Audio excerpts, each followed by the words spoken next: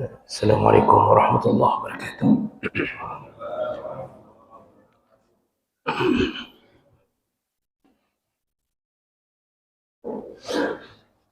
Alhamdulillahi rabbil alamin. Wa bi ni'matihi tatimmu shalihat. Asyhadu an la ilaha illallah wahdahu la syarika lah. Wa asyhadu anna Muhammadan 'abduhu wa rasuluhul karim. Allahumma shalli wa sallim ala nabiyyina al-Mustafa Muhammadin wa ala alihi wa ashabihi ajma'in. Amma ba'd. Rabbi shrah li sadri wa yassir li amri wahlul 'uqdatam min lisani yafqahu qawli. Segala puji bagi Allah, kemudian salawat dan salam pada Rasulullah, pada keluarga dan seluruh sahabat-sahabatnya yang Allah muliakan, bapak-bapak dan ibu-ibu jamaah salat subuh. Dan semoga kedatangan kita menjadi pahala di sisi Allah Subhanahu wa taala. Bapak Ibu yang Allah muliakan, di pertemuan yang lalu kita sudah memulai pembahasan tentang salatul duha, yaitu salat duha. Dan kita sudah bahas kemuliaan, kelebihan, keutamaan orang-orang yang melakukan salat duha. Jadi barang siapa yang melakukan salat duha, maka dia seperti orang yang telah bersedekah sebanyak jumlah persendian yang ada di dalam tubuhnya. Dan kita punya 360 sendi, kata Nabi.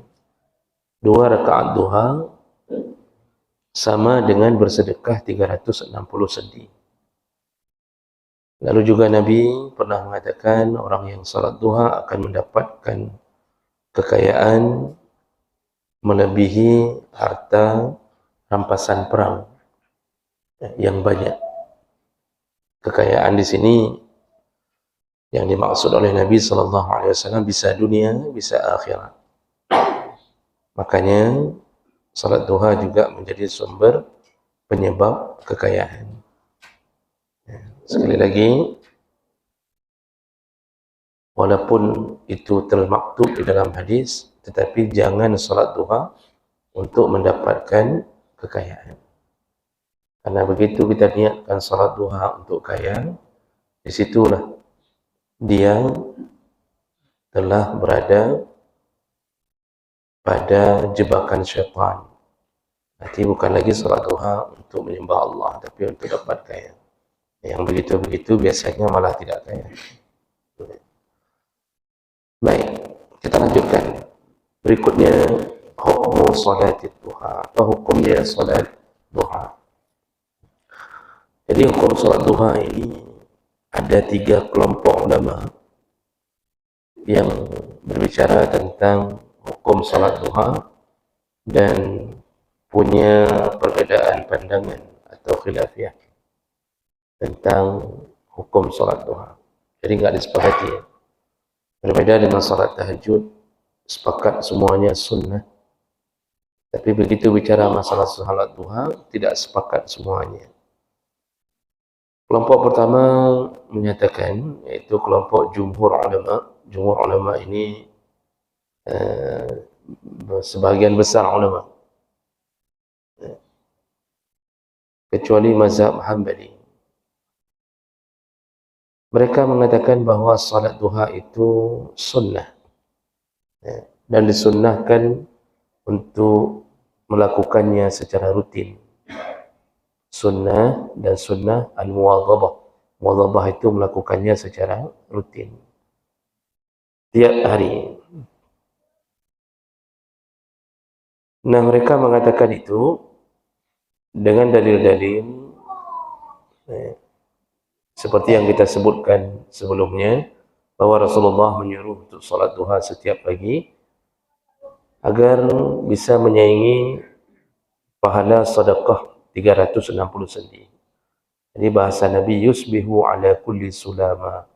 Selayaknya setiap pagi persendian, semua persendian bersedekah. Jadi bahasa Nabi setiap pagi menunjukkan bahawa suruhan Nabi setiap hari.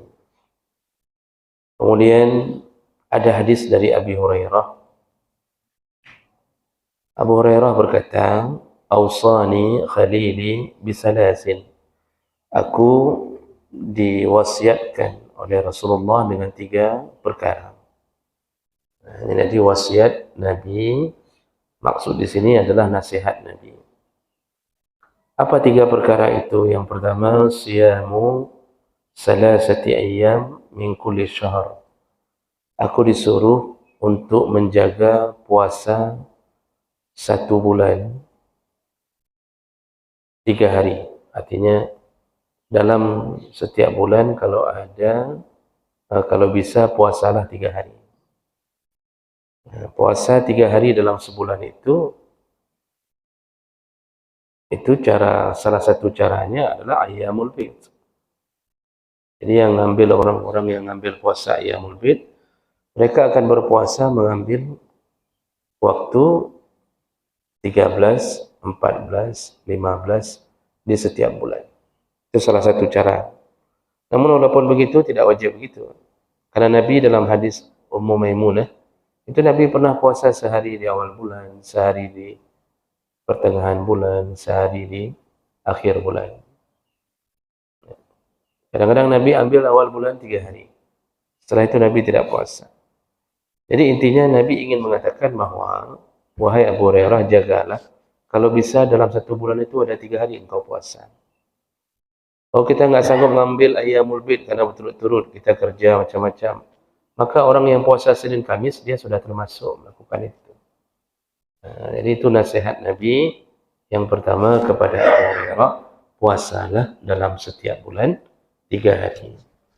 Caranya terserah saja. Kemudian nasihat yang kedua, wa raka'atai ad-duha. Disunnahkan untuk melakukan 2 rakaat duha setiap hari. Dan wasiat Nabi yang ketiga, wa an utira qabla an arqud. Aku disuruh untuk menjaga salat witir sebelum tidur. Nah, ini kita sudah bahas. Salat witir kita sudah bahas di belakang. Jadi 3 nasihat ini, kata Abu Hurairah, semenjak dinasihati itu aku tidak pernah lagi meninggalkan 3 perkara. Nah, ini dalil yang kedua menyatakan bahawa salat duha itu memang disuruh oleh Nabi. Lalu ada hadis dari Mu'azah Al-Alawiyah, qalat, qultu li Aisyah. Jadi salah seorang sahabat perempuan itu bertanya kepada Aisyah radhiyallahu anha, akana Rasulullah sallallahu alaihi wasallam yusalli ad-duha? Apakah Nabi sallallahu alaihi wasallam selalu melakukan salat duha? Qalat, Aisyah berkata, na'am, ya, arba'an wa yazidu ma sya'. Nabi sering kadang-kadang salat 4 rakaat dan dia menambahinya suka-suka dia. Begitu kata Aisyah. Hadis riwayat Muslim dan Ibnu Majah. Jadi dalil-dalil ini menunjukkan adanya salat duha dan sunnah melakukannya setiap hari.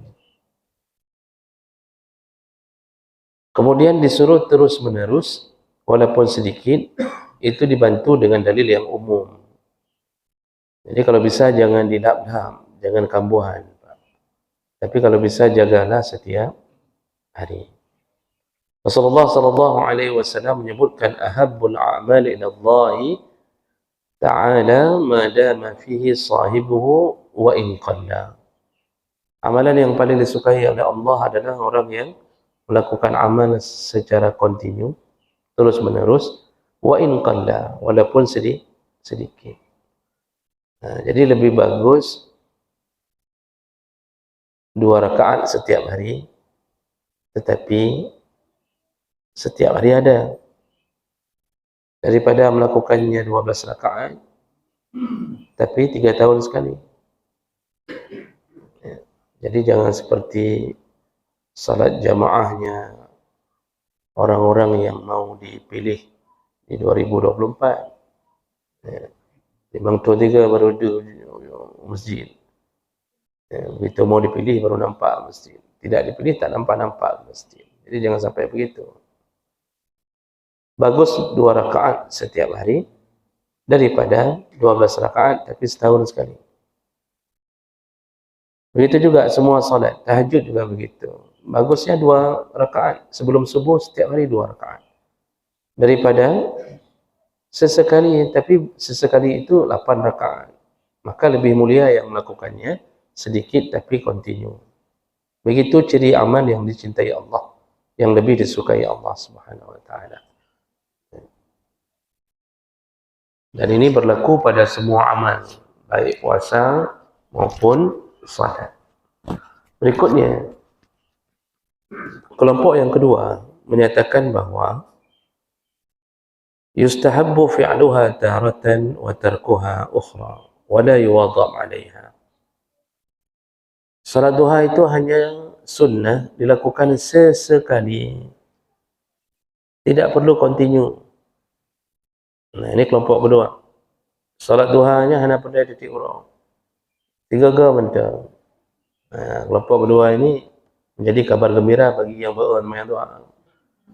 Oh ada, Masya Allah ada pendapatnya Al-Baji. Ya, cukup senang. Nanti pendapat ketiga lebih senang lagi. Ya. Jadi salat duha menurut siapa ini? Menurut mazhab Hambali. Mazhab Hambali menyatakan salat duha itu enggak perlu setiap hari, cukup lakukannya sesekali. Ya. Kenapa begitu? Perlu kita ingat para ulama kalau sudah memberi fatwa itu bukan mengarang dengan nafsu mereka, tidak. Apalagi kalau yang bicara itu mujtahid, ya. Level 4 mazhab itu level mujtahid mutlak. Ya, mutlak itu mereka yang disebut mengikuti Al-Quran dan Sunnah yang sebenarnya. Mereka enggak boleh bermazhab, yang 4 orang ini. Ya. Sebenarnya dulu ramai mujtahid mutlak itu. Imam Auza'i, Imam Al-Laisi, Imam As-Sawri, Imam Al-Ja'fari, itu ramai. Ada sekitar 13 imam-imam mujtahid.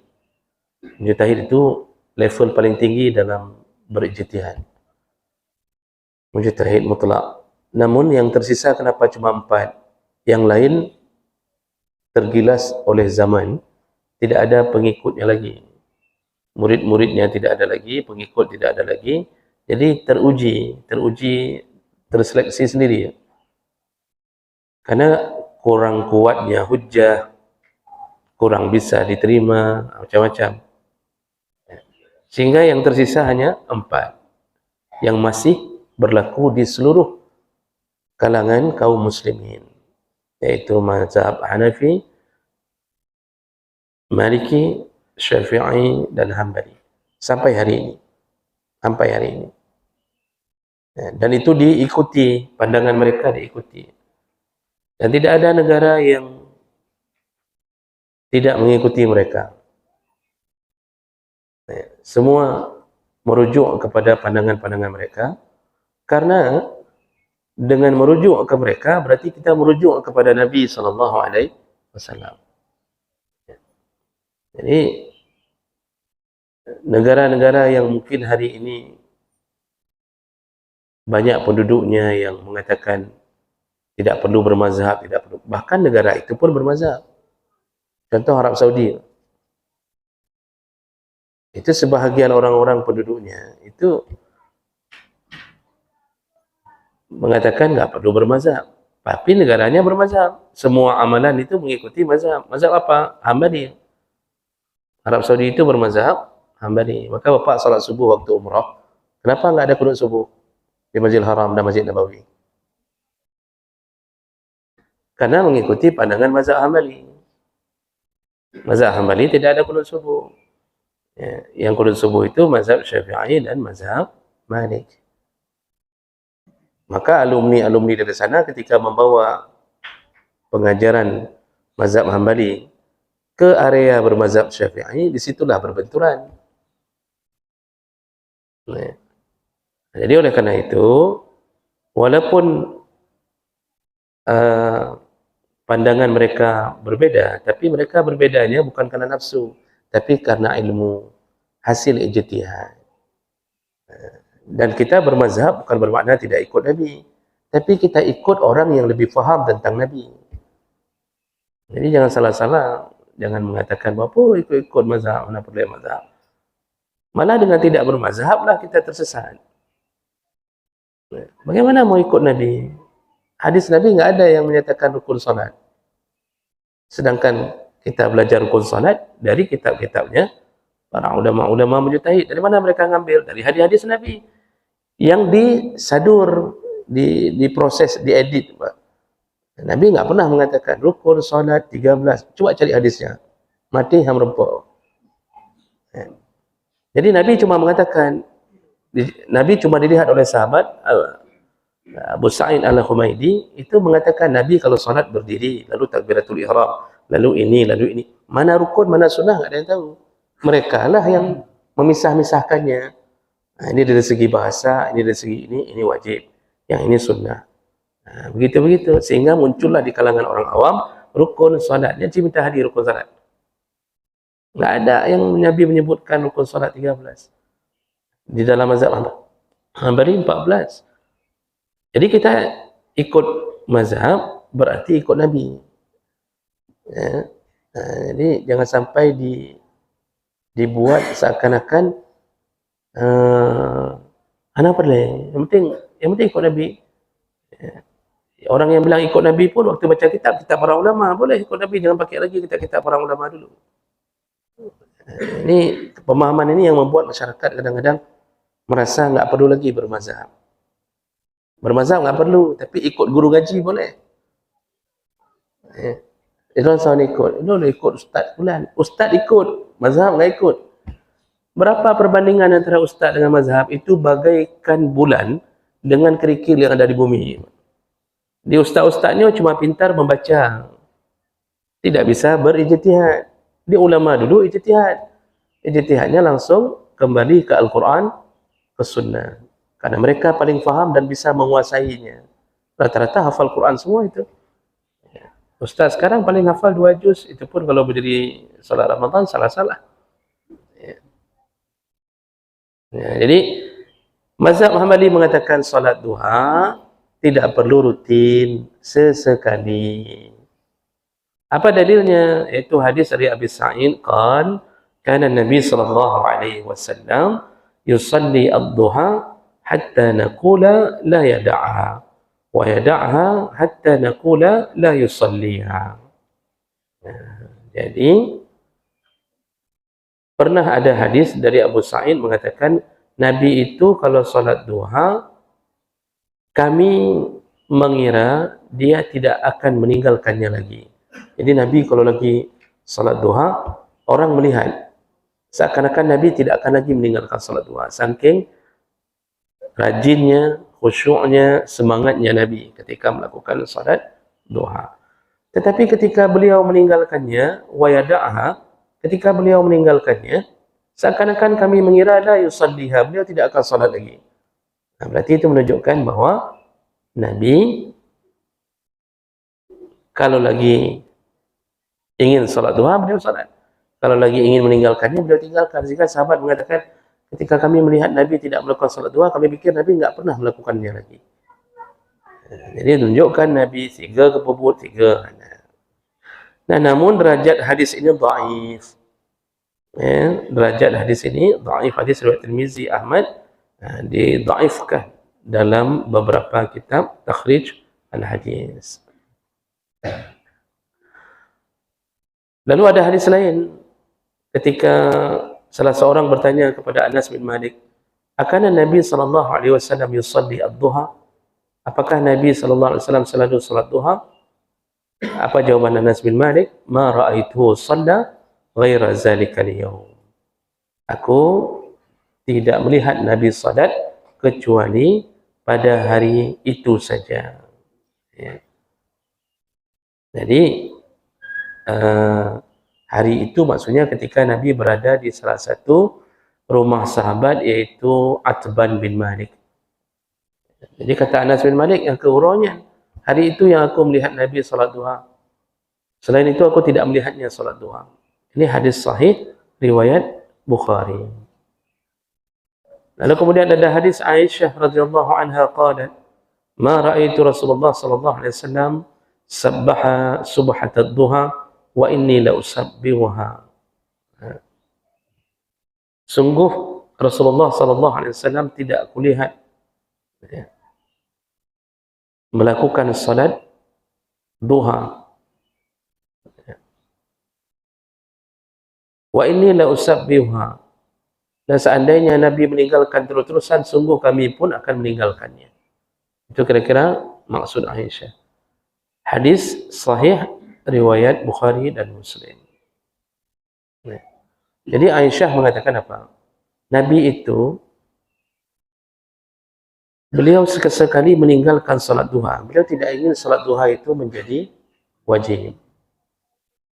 Jadi beliau sengaja meninggalkannya agar salat duha itu tidak diwajibkan. Ini hampir sama perkaranya dengan salat tarawih. Maka dari beberapa dalil inilah Imam Hambali mengatakan salat duha itu sunnah, tetapi hanya sesekali, bukan setiap hari. Ya, ini kelompok yang kedua. Kemudian ada kelompok ketiga. Kelompok ketiga mengatakan bahwa la tusyra' illa li sababin, tidak disyariatkan salat duha. Nah, ini lebih mantap lagi ya, bagi yang tidak ingin salat duha. Tidak disyariatkan salat duha kecuali karena hanya sebab-sebab tertentu saja. Apa sebab tertentu? Kafuati qiyamil lail.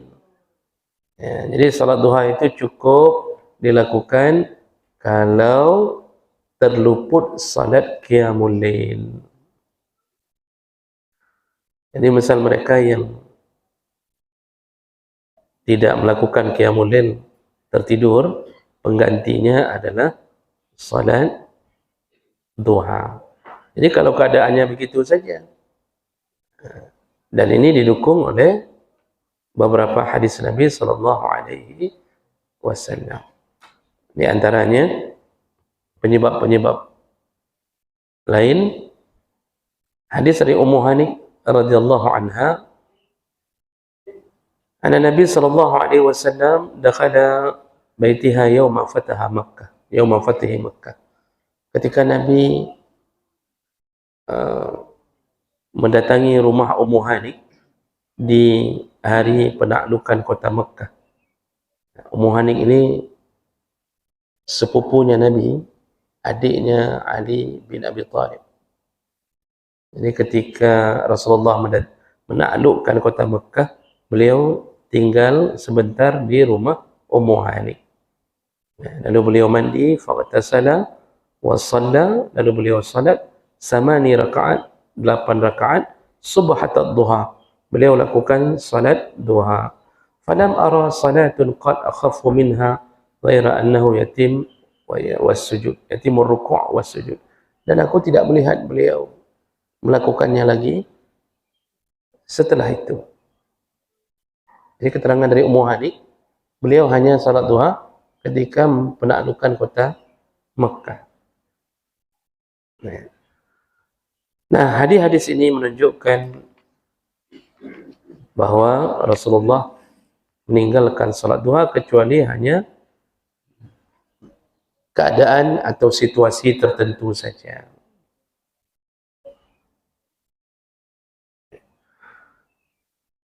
Dan itu dibantu oleh Aisyah, dibantu oleh keterangan dari Aisyah. Aisyah mengatakan ketika ditanya kepada Aisyah, apakah Nabi selalu salat duha? Qalat, beliau menjawab, la, beliau tidak melakukannya. Illa ayaji'a min maghibihi, kecuali ketika beliau datang dari safar yang panjang atau safar yang jauh, ya, baru beliau melakukan salat duha. Jadi begitu tentang hukum salat duha. Jadi ada 3 kelompok. Jumhur ulama mengatakan sunnah muakkad, kemudian bukan sunnah muakkad, sunnah setiap hari. Kelompok kedua Imam Hambali mengatakan sunnah tapi tidak perlu lakukan setiap hari, dan kelompok ketiga mengatakan tidak disyariatkan salat duha kecuali momen-momen atau kondisi-kondisi tertentu saja. Nah, inilah 3 kelompok. Nah, yang mana yang kita pilih tergantung Iban galak katanya. Saya sukanya yang ketiga tadi, Ustaz. Sepertinya yang mantap tu yang ketiga tadi itu. Ya. Dalam urusan memilih, ya, maka kita ini bukan level yang diizinkan memilih dengan cara begitu. Jadi mujtahid itu ada tingkatan, Pak. Kalau belajar usul fiqh itu, mujtahid itu ada tingkatan. Mujtahid mutlaknya level 4 mazhab. Nanti ada di bawahnya mujtahid muntasib, yaitu murid-murid mereka yang mengikuti gaya imam-imam mazhab. Nanti di bawah itu ada mujtahid fil mazhab, yaitu mujtahid dalam mazhab. Dia berijtihad, tapi yang dia ijtihadkan hanya di dalam mazhabnya saja. Contoh Imam Nawawi, Imam Ar-Ramli. Kadang-kadang berbeda pandangan tuh. Imam Nawawi menyelisihi pandangan Imam Syafi'i. Nah, contohnya begitu. Dia berijtihad dalam mazhabnya saja. Nah, itu disebut ijtihad mujtahid fil mazhab. Nanti di bawah itu ada mujtahid murajjih. Mujtahid murajjih itu yaitu para ulama yang mentarjih, memilih mana yang pandangan yang paling kuat menurut beliau. Makanya kalau baca-baca kitab-kitab begini, ulama murajjih itu akan mengatakan setelah membahas ini pandangannya, ini mazhab ini pandangannya, ini dalilnya. Lalu beliau akan mengatakan, menurutku yang lebih kuat adalah pandangan dari kelompok fulan.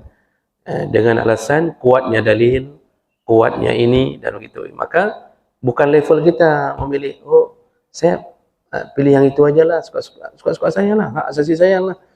Urusan kahman aku semayang dua, urusan kahman. Nah, pandangan bukan begitu. Kita harus merujuk kepada mujtahid yang levelnya mampu mentarjih, memilih. Jadi kalau pandangan yang paling kuat, pandangan yang paling bagus dalilnya, paling kuat dalilnya, dan paling banyak diikuti oleh orang-orang yang berilmu. Dalam masalah ini tentu pandangan pertama jumhur ulama itu lebih kuat dengan dalil-dalil yang banyak tentang adanya sunnah salat duha dan sunnah melakukannya setiap hari. Ya. Namun sebagai catatan, kalau beradu dengan kewajiban, maka utamakan kewajiban. Kita yang bapak-bapak punya kewajiban cari nafkah, apalagi bekerja dengan cara amanah, menjaga amanah dari orang yang mengkontrak kita.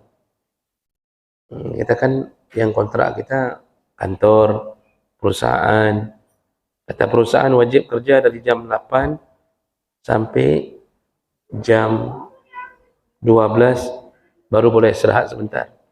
Nanti sambung lagi dari jam 2 sampai jam sekian. Masa. Itu dari jam 8 tu nggak boleh keluar dari kantor.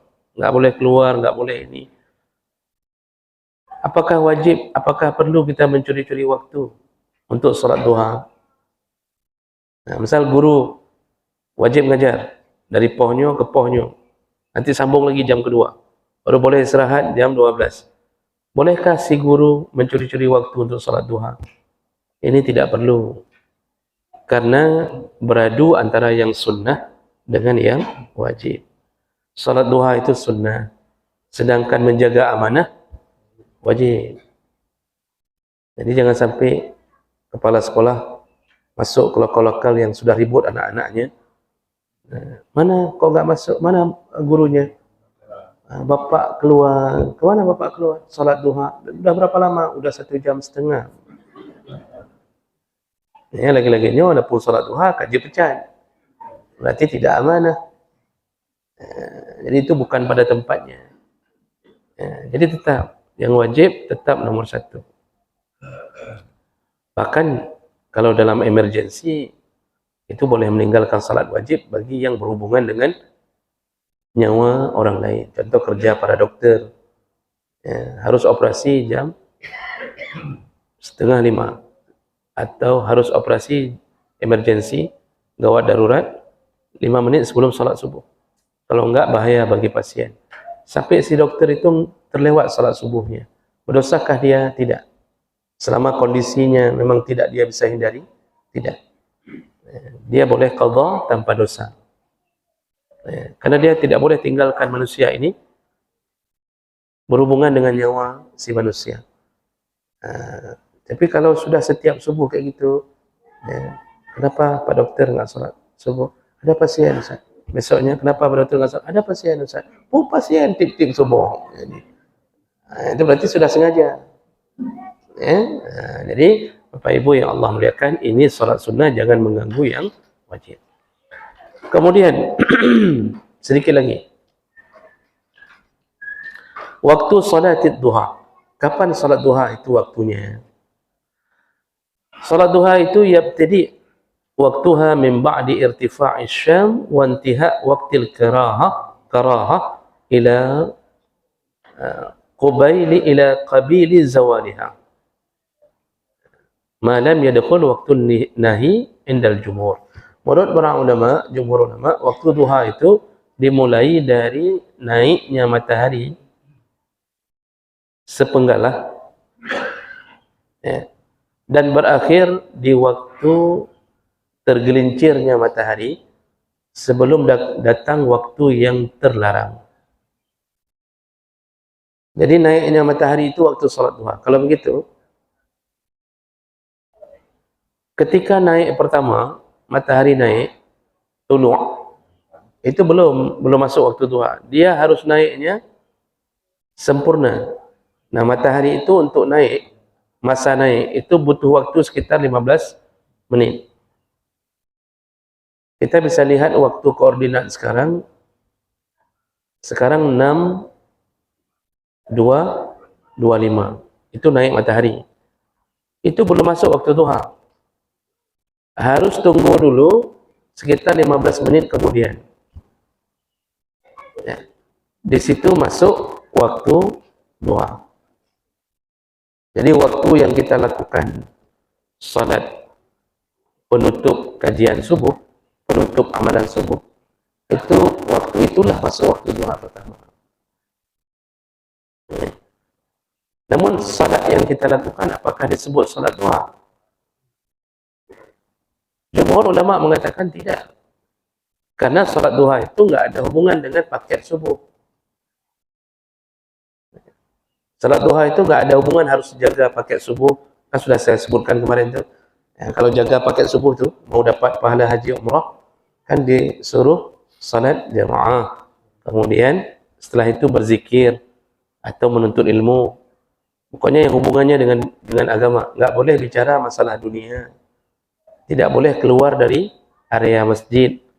Kalau keluar hubungannya kencing, BAB, batal wudhu, itu tidak mengapa. Tapi kalau hubungannya bukan karena kewajiban itu, maka kehilangan fadilah untuk salat, untuk mendapatkan pahala haji dan umrah. Walaupun kita nanti stopnya sama-sama, misalnya. Tapi yang keluar kehilangan fadilah. Cuma yang keluar enggak berdosa. Jadi jangan kira yang keluar berdosa. Tidak berdosa. Cuma hilang saja pahala haji umrah. Tapi dapat pahala menjadi mujahidin, pembagi-bagi makanan dan minuman. Ini payah deka encik baca. Jadi pahalanya ya dari dapat sebelah sana. Takut kalau saya bilang enggak ada lagi pahala semua, harap saya bagi makanan ni. Ini sudah siap-siap ni pasukan di bawah mengatakan Yohana ni kenyang hang bagi lagi makanan. Yang bagi kira semuanya nanti makan sendiri, ambil sendiri teh, buat sendiri teh, ambil sendiri nasi. Maka subuh hari ini saya tambahi informasi, yang mujahidin di bawah pembagi makanan yang melentangkan tikar dapat pahala melentangkan tikar, dapat pahala menyiapkan teh minuman, dapat pahala membagi makanan. Yang enggak dapat apa? Pahala haji umrah yang enggak dapat. Bagaimana begat? Itu yang saya nggak mau rubah lagi itu, karena memang dia nggak boleh keluar memang syaratnya, nggak bisa keluar. Hari ini sudah nggak ada yang kelas ikat. Tapi dapat pahala di sana melayani sesama manusia. Mudah-mudahan pahala di sana lebih besar. Jadi yang penting tenang, menumpuk pahala. Karena bahaya juga kalau nggak ada yang mau menyiapkan itu, bisa-bisa nggak jalan lagi nanti kan. Tapi begitu. Jadi salat duha nggak berhubungan dengan pakai subuh. Tapi kalau yang salat kita lakukan, itu baru berlaku kalau kita berjaga-jaga seperti ini. Makanya kalau habis salat subuh, pulang ke rumah, lalu jam 7 kurang 20, jadi tadi jam 6.25, tambah 15 menit, berarti 6.40. Kita balik ke masjid untuk melakukan salat isyraq. Hanya nggak ada salat isyraq itu. Nggak ada dia cuma ada berlaku bagi yang berjaga-jaga di dalam masjid sampai datangnya waktu duha pertama. Jadi kalau begitu kesimpulannya salat isyraq, salat pakai subuh itu bukan salat duha. Nah, itu memang salat khusus menjaga pakai subuh. Jadi kalau mau salat duha, lakukannya tanpa pakai itu boleh. Jadi lakukan di 6.40 kalau hari ini. Kapan berakhir? Waktu salat duha berakhir sebelum tergelincir. Jadi 15 menit sebelum atau 20 menit sebelum datang waktu zuhur. Karena dia tergelincir itu juga begitu, Pak. Tergelincir itu sekitar 20 menit. Paling kurang untuk jaga-jaga agar nggak terjebak dalam waktu yang terlarang. Maka setengah jam sebelum datang zuhur itu sudah habis waktu duha. Kalau sekarang setengah 1 besar contohnya, maka jam 12 itu sudah hilang waktu duha. Nah ini waktu untuk salat duha. Dari sekian waktu itu, mana waktu yang terbaik? Rasulullah mengatakan salatul awwabin hina tarmidul fisal.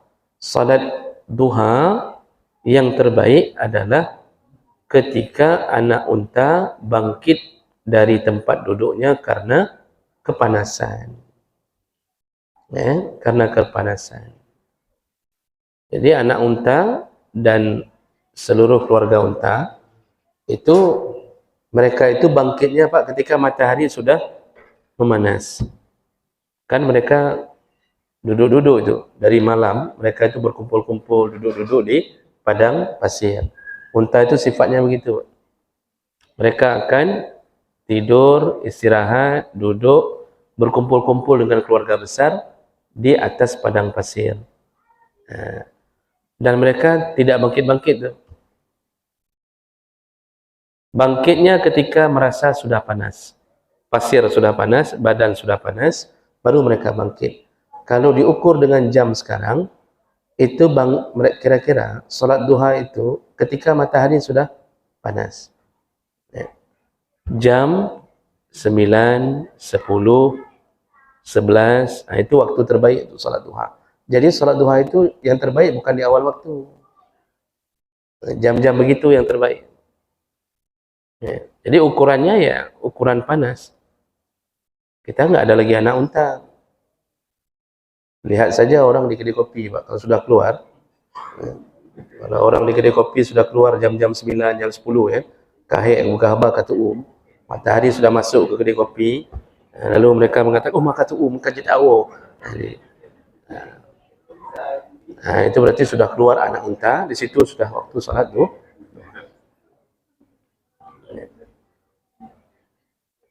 Sudah, jadi itu waktu terbaik. Ya ibu-ibu, kalau mau salat duha di rumah, jangan terlalu cepat, ambil waktu terbaik, waktu yang paling afdal. Berapa rakaat salat duha? La khilafa bainal qailin bi istihbab salat duha fi aqalliha raka'atain. Yang disepakati dulu sekurang-kurangnya rakaat salat duha adalah raka'atain, dua rakaat. Sekurang-kurangnya salat duha 2 rakaat. Itu yang disepakati. Sedangkan berapa maksimalnya, sebanyak-banyaknya, itu ada perbedaan-perbedaan. Pandangan pertama mengatakan aksaruha samani rakaat. Salat duha paling banyak 8 rakaat. Dan ini pandangan dari mazhab Maliki, Syafi'i, Hambali berdasarkan hadis Ummu Hani tadi yang menyatakan bahawa Nabi ketika penaklukan kota Mekah shalla samani rakaat. Rasulullah itu salat 8 rakaat. Jadi ini pandangan pertama, jumlah rakaat duha yang paling banyak 8 rakaat. Pandangan yang kedua menyatakan aksaruha isnata asyrata rakaat. Kelompok kedua mengatakan salat duha itu maksimal 12 rakaat. 12 rakaat. Dan ini mazhab Hanafi. Dalam mazhab Hanafi ada beberapa riwayat dari ulama Syafi'i dan Ahmad. Artinya ada ulama-ulama Syafi'i dan Ahmad yang mendukung tentang jumlah rakaat duha itu 12 rakaat. Mana dalilnya? Yaitu dari hadis dari Anas bin Malik. Rasulullah berkata, "Man sallat duha sintai asyara rakaat." Barang siapa yang salat duha 12 rakaat, banallahu lahu qasran fil jannah. Allah akan bangun istana untuknya di dalam surga. Wa huwa dhaif, namun hadis ini dhaif. Jadi hadis ini dhaif, tidak kuat hadis yang menyatakan tentang 12 rakaat. Kelompok ketiga itu mengatakan la hadda li'adadi rakaatiha. Tidak ada batasan untuk melakukan salat duha, enggak ada batasan rakaat. Dan ini berasal dari beberapa ulama. Mana hadisnya? Itu hadis dari Mu'azah qalat li Aisyah, akana Nabi yusalli duha? Apakah Nabi melakukan duha setiap hari? Qalat, apakah Nabi pernah melakukan salat duha? Qalat na'am. Ya, kata Aisyah, 4 rakaat. Kata Aisyah, Nabi itu seringnya 4 rakaat. Wa yazidu masya Allah. Dan beliau menambahi suka-suka beliau. Jadi bahasa suka-suka itu menunjukkan bahawa yang enggak ada batasan. Hadis riwayat Muslim. Dan ini 3 pandangan tentang jumlah rakaat duha. Jadi kalau begitu, tidak mengapa untuk berpegang pada salah satu dalil yang ada, yang dianggap kuat. Jadi kalau begitu tadi pandangan yang dianggap kuat 8 rakaat maksimal. Kalau mau tambah masih dibolehkan berdasarkan hadis dari Aisyah yang menyatakan Nabi melakukannya suka-suka beliau kalau mau tambah. Tapi saya yakin 1000%. Berapapun rakaat yang kita bilang dapat dari hadis, oh Ustaz 8 rakaat paling dia. Oh boleh tambah lagi. Boleh dalam pengajian. Oh boleh tambah. Saya yakin biasanya paling per rakaat. Paling banyak 4 rakaat. Alih 4 rakaat. Tanya sama anak, mama enggak tambah lagi. Alhamdulillah, udah mau salat aja udah alhamdulillah. Udah 20 tahun mama enggak pernah salat kayak gini. Habis ikut pengajian itulah mama baru salat lagi. Yang 4 rakaat aja udah bagus sekali ini. Bapakmu lihat salat pun enggak ada. Makanya bagus istiqamah saja, Pak. Enggak perlu mikir banyak-banyak. Penting istiqamah. Untuk apa berencanakan banyak? Tapi seperti cerita tadi, ditun 3, baru melakukannya. Bagus setiap hari 2 rakaat. Setiap hari 2 rakaat. Terutama bagi kita yang tidak ada lagi kewajiban amanah tadi. Bagi bapak-bapak yang pensiun, yang tinggal ngambil gaji tiap bulan, yang punya rumah kos-kosan, yang punya kebun sawit, itu yang kira-kira keluar sendiri uang masuk sendiri. Yang model-model begini, itu kalau begitu jangan tinggalkan duha. Bisa jadi Allah ambil salat ini menjadi penyebab kita masuk surga. Karena amalan sunnah, kalau sudah istiqamah kali, Pak, di situ Allah menandai kita sebagai orang yang mencintai dan dicintai oleh Allah. Karena kita ini menunjukkan cinta pada yang sunnah. Kalau pada yang wajib, jika wajib. Karena dibarengi dengan rasa takut kalau yang wajib. Kan orang takut kayak mana nih nggak sholat maghrib, nanti dosa segala macam. Sunnah nggak ada dosa. Nggak ada dosanya yang sunnah. Mau tinggalkan pun nggak berdosa. Tapi kita lakukan karena cinta. Makanya lambang cinta kepada Allah itu pembuktiannya salah satunya ada pada amalan yang sunnah. Nanti kita istiqamah sekali untuk menyembah Allah pada perkara yang tidak diwajibkan. Jadi ini salah satu salat yang diajarkan dalam agama, yaitu melakukan salat duha. Baik, saya berhenti di sini. Ada waktu sambil kita menunggu waktu untuk salat. Ada waktu sekitar 15 menit Pak ke depan. Silakan, boleh berkenaan dengan ini, boleh tentang perkara yang lain. Silakan. Silakan Ibu duluan. Waalaikumsalam warahmatullahi wabarakatuh.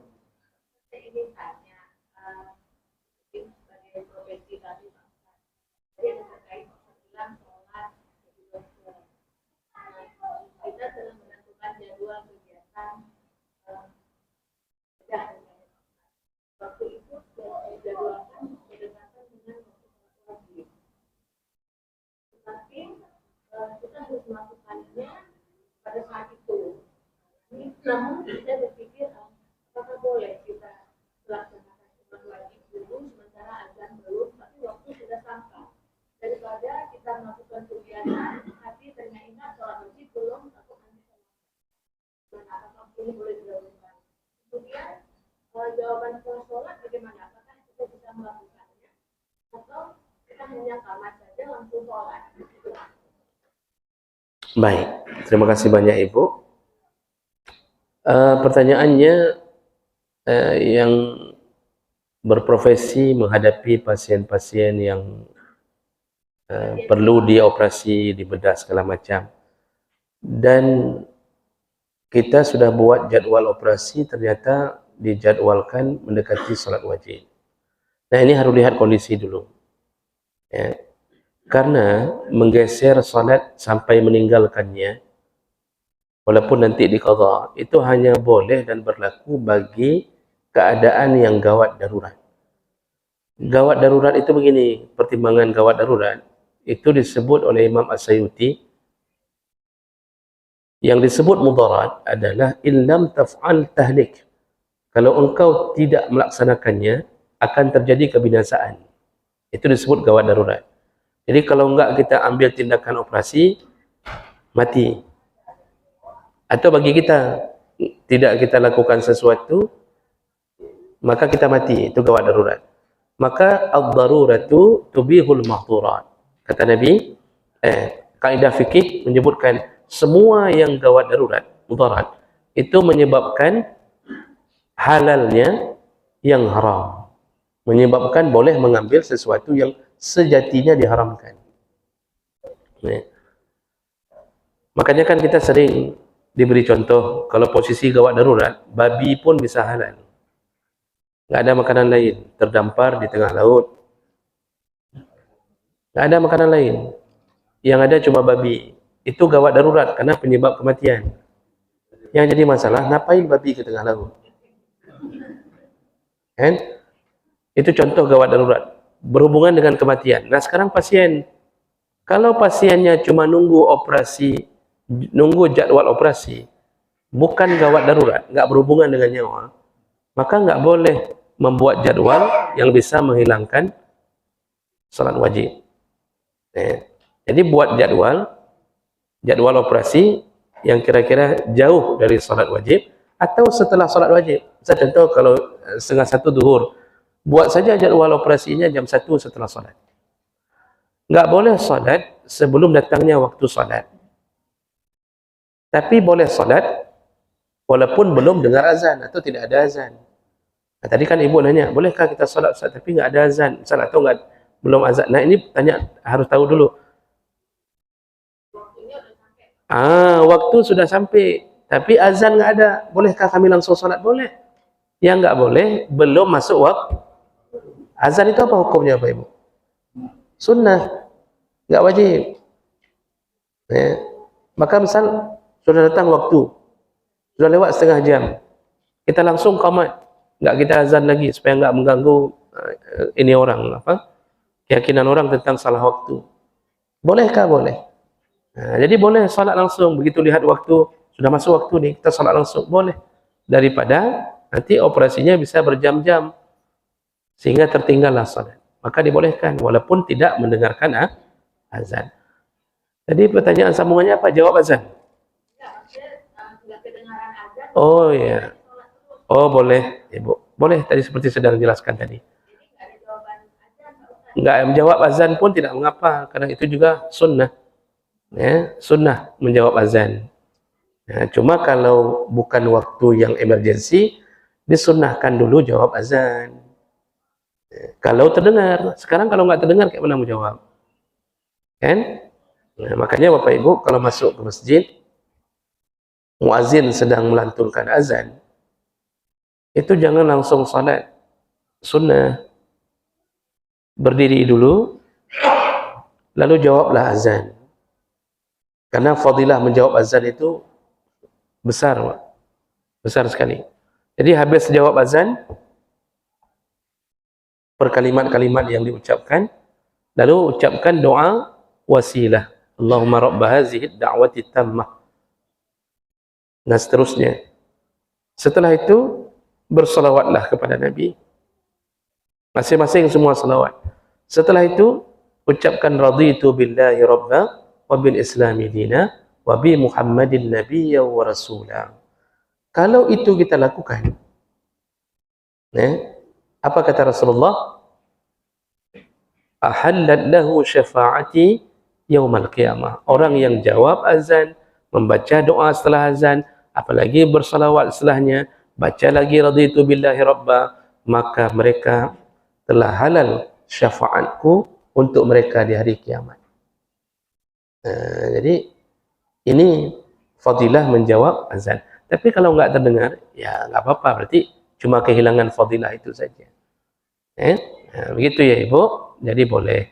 Tapi pasiennya pasien gawat darurat yang boleh kita tergesa-gesa begitu.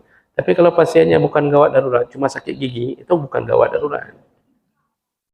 Walaupun dia sudah nangis-nangis depan ibu, dia bilang, hai, dia cabut, bagah kata kita, itu bukan gawat darurat. Karena secara normal, orang pasien sakit gigi jarang mati, Pak. Jarang mati. Ya, jadi begitu. Baik, ada lain? Ya, silakan Pak Mika. Waalaikumsalam warahmatullahi wabarakatuh. Dalam melengkapi paket subuh dari pertama. Iya.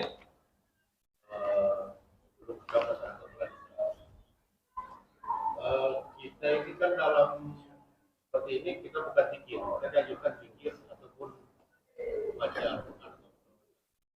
Dalam majelis seperti ini, Pak Ustaz, tentunya kita kan ada yang kadang-kadang belum Ustaz ngomong sudah dibahas, bicara antara kawan dengan saksi. Apakah masih bisa masuk dalam paket itu? Baik. Kita bicarakan seperti Ustaz tadi, bicarakan dunia. Itu kemana-mana kadang cerita itu Ustaz. Tapi yang itu sholat isra orang, kita isra juga. Apa termasuk, masih bisa termasuk? Baik.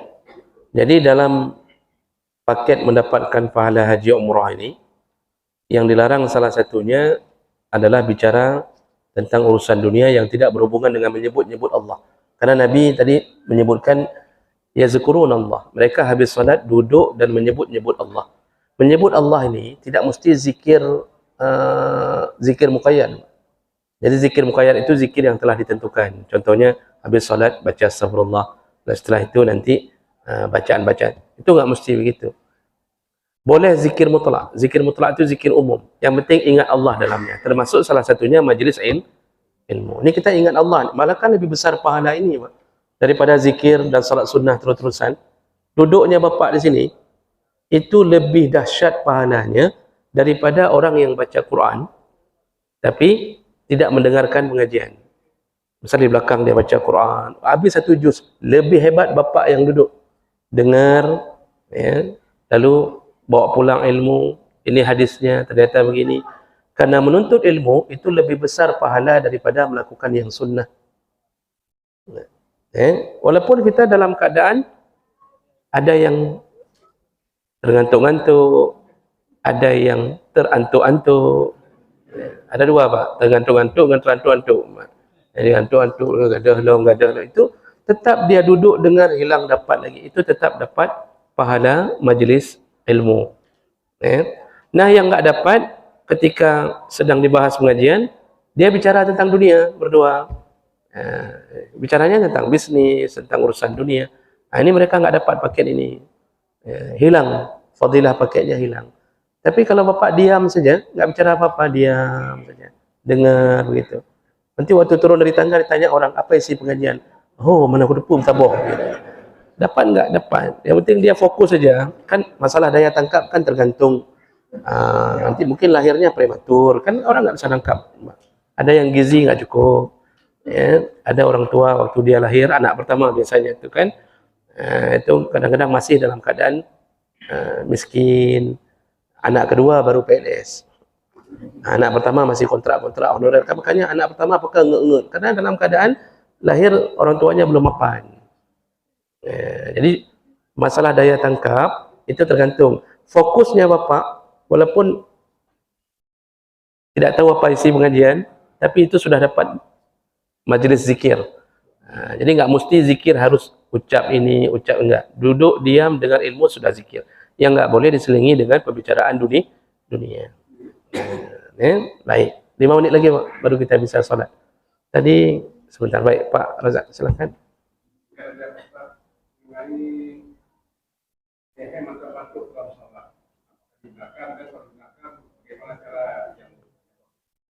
Batuk dalam sholat atau gerham itu dalam fikir disebut tanahnuh. Melakukan tanahnuh dalam sholat. Jadi lihat dulu di posisi mana kita bertanahnuh itu. Kalau posisinya pada bacaan yang wajib, Al-Fatihah, itu yang dibicarakan. Kalau terjadi gerham, memang dibutuhkan gerham. Pertama itu, dibutuhkan gerham, enggak keluar lagi suara Pak. Jadi terpaksa kita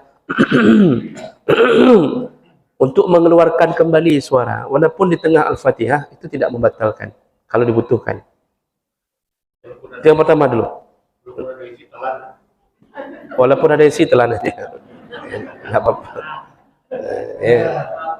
Aman tuh Pak. Ada drode. Kecuali ada orang lain. Ini punya sendiri Pak. Punya orang lain baru bermasalah. Punya sendiri, telan saja sudah. Jadi kondisi pertama, kalau tanahnuhnya dibutuhkan, itu tidak bermasalah. Yang pertama. Yang kedua, kalau seandainya tidak dibutuhkan, kita sudah terbiasa. Maka dalam fikih disepakati, kalau keluar huruf, kalau dohomnya mengeluarkan huruf, satu huruf, tapi punya makna, batal salatnya. Mengeluarkan satu huruf, tapi punya makna. Contohnya, misal dia keluarkan, wah begitu kan, ada orang mendohong wah begitu, karena wah artinya dan, dengan wah mentangnya karena makna artinya dan.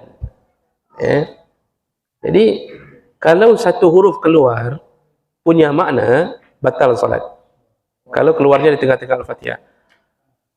Atau keluar dua huruf walaupun tidak punya makna.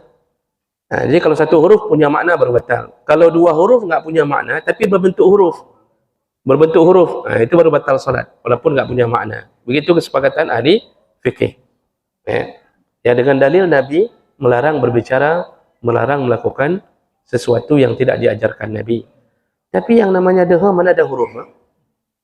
Kita nyanpu hurufnya. Kha tidak masuk, mim tidak masuk. Jadi dia harus berbentuk huruf. Misal kecuali kita dehamnya mama, misal gitu ya baru. Berarti karena makna, enggak? Berarti orang deham itu pun kalau berdehamnya tidak mengeluarkan huruf yang bermakna, itu tidak sampai membatalkan salat.